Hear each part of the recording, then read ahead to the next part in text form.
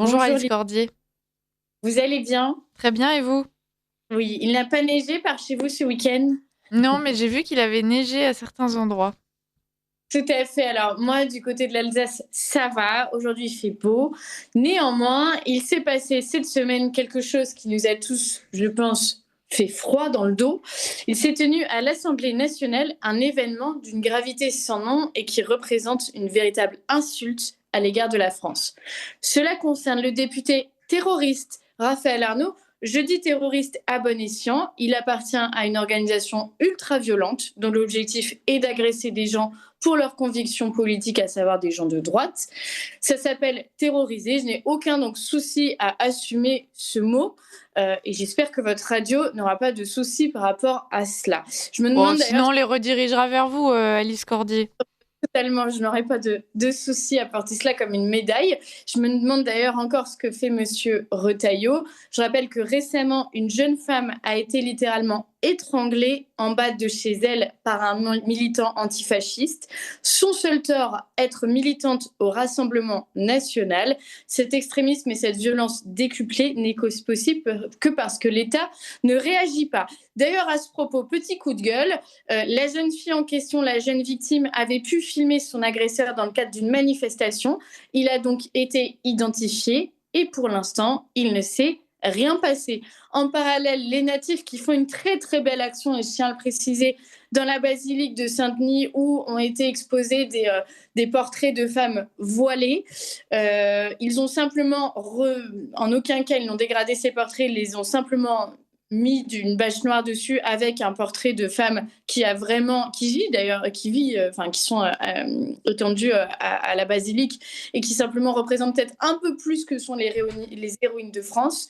Manu Militari, la réaction ne s'est pas fait attendre. Le jeune homme qui a été porte-parole de l'organisation des natifs a été placé en garde à vue. Il a été perquisitionné, je dis bien perquisitionné, à 6 heures du matin cette semaine chez lui, simplement pour cette action. Pendant ce temps, on peut étrangler des jeunes filles pour leurs convictions politiques. Il n'y a aucune réaction du ministère de l'Intérieur. Bref, ma chronique ne porte pas sur ça, mais sur l'invitation à l'Assemblée nationale du CCIE, le collectif contre l'islamophobie en Europe, substitut direct du CCIF, le collectif contre l'islamophobie en France, dissous en 2020 suite à l'assassinat de Samuel Paty. Je rappelle quand même que la dissolution a été justifiée en raison de sa propagande islamiste pluriannuelle, de ses relations avec certains membres de la galaxie djihadiste et avec des prédicateurs radicaux qui encouragent la lapidation, sa promotion publique de discours homophobes et antisémites, sa relativisation ambiguë des actes terroristes et son inaction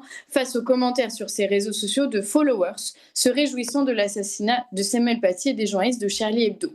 Mais le CCIE, lui, donc qui remplace en fait le CCIF, a ses entrées à l'Assemblée nationale sans que cela n'interroge les membres de la France insoumise, ni même leurs alliés comme le PS, qui ne manquera certainement pas de saluer encore avec eux aux prochaines élections, comme on en a l'habitude.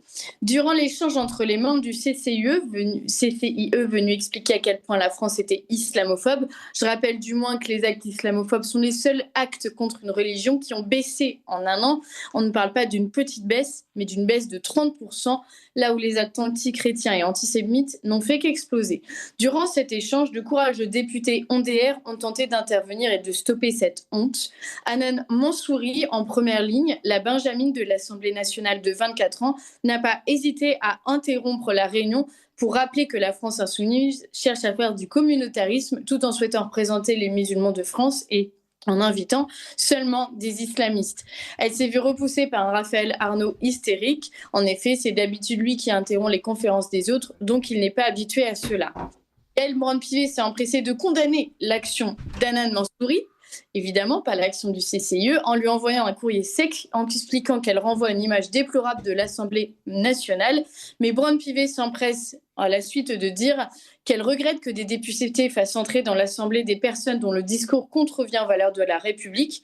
Donc c'est des islamistes, mais on les fait quand même entrer. Mais Madame Braun-Pivet, à votre avis, qu'est-ce qui est vraiment déplorable? La présence d'un collectif lié à des mouvances djihadistes dans nos instances ou le fait que des députés cherchent à empêcher la présence du dit collectif? On a Ce la qui réponse.